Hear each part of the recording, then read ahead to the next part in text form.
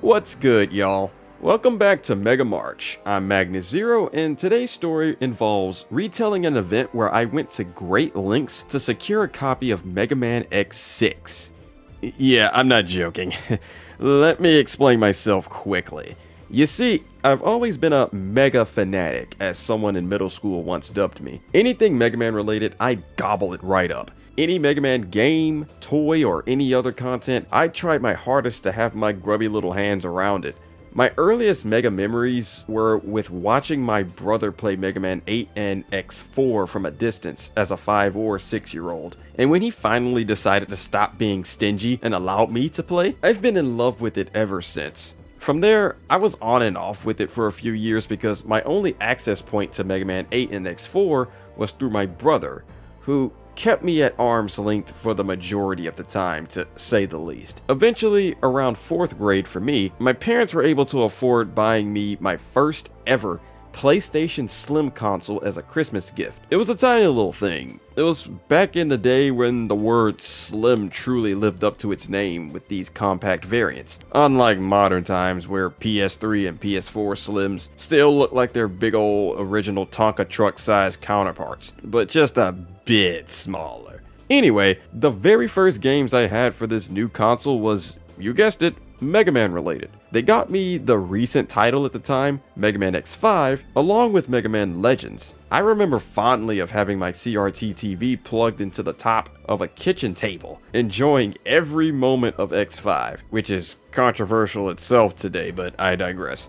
And Legends as well. They provided me with endless amounts of joy despite my whole situation with the gaming setup at the time. I shared a room with my older sister at the time, and I couldn't game in there, so gaming in the kitchen was my only option. My parents didn't seem to mind because we stopped eating together often anyway. So that big booty TV occupied a space in the corner, while others could still use the majority of the other side freely. But I didn't care at the time. I was just so obsessed with these games that it didn't matter to me where or how I consumed them.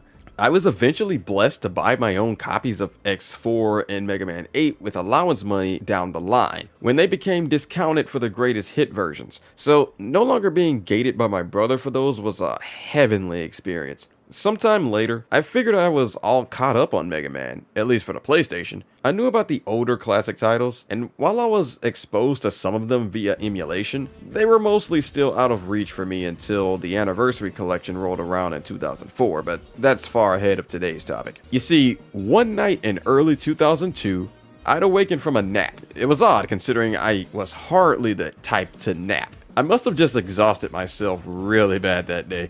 But as I passed by my brother's room after waking up, his door was left ajar. I heard familiar sounds emanating from the room, so I peeked in. I saw that he was playing a Mega Man game, but I couldn't quite make out which one that he was playing at the time. Being the oblivious child that I was to my brother's general distaste towards my presence, I walked in fully without a second thought to just get a better seat, because I just wanted to spend time with him and watch him play stuff in general. But that's when it hit me. This was an unfamiliar game to me. And when he transitioned into a different part of Blizzard Wolfang's stage, I saw the Mega Man X6 logo in the corner of the loading screen. And I immediately leaped from my seat to say, "What? There's an X6?" I was kicked out of the room soon after, but all I cared about was one thing. I've got my own console from last Christmas, so I need to find this game in a store, and quick, because from the little I saw of the game, I just knew I'd love it, and I couldn't wait much longer. Sure enough, my parents took me along with them to Circuit City the next day.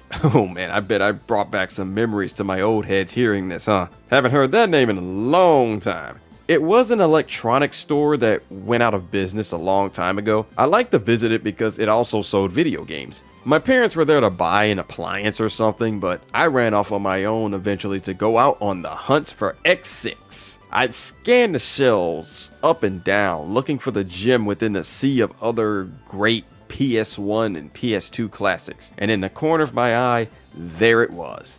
X6 in all its glory. with the cool box art of X wielding that Z-Saber with determination. I dug into my pocket to see what I had on me, and my stomach sank as I realized I was $20 short. So what I did next was strange. Even to this day, I don't understand what in the world was going on through my head. I didn't want this game to be swiped up by someone else by the time I could eventually return there with more money. So what I did was took the game and hid it behind another game to deter anyone else from finding and buying it.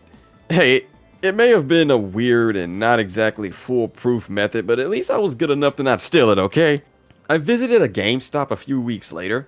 I spotted it there as well, but still came up short a few bucks. My parents weren't rich, so I really had to save up the few dollars I'd get from them from doing my chores and whatnot around the house. So I did the same thing again. I pushed it behind other games on the shelf so it'd be out of view.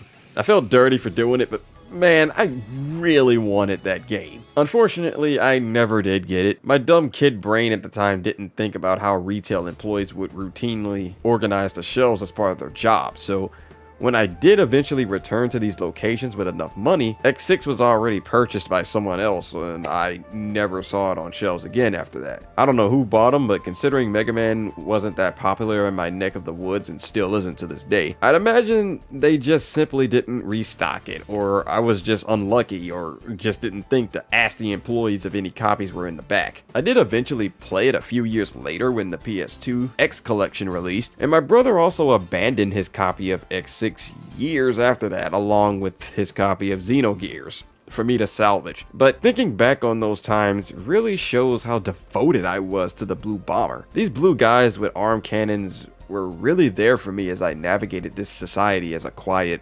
lonely black kid.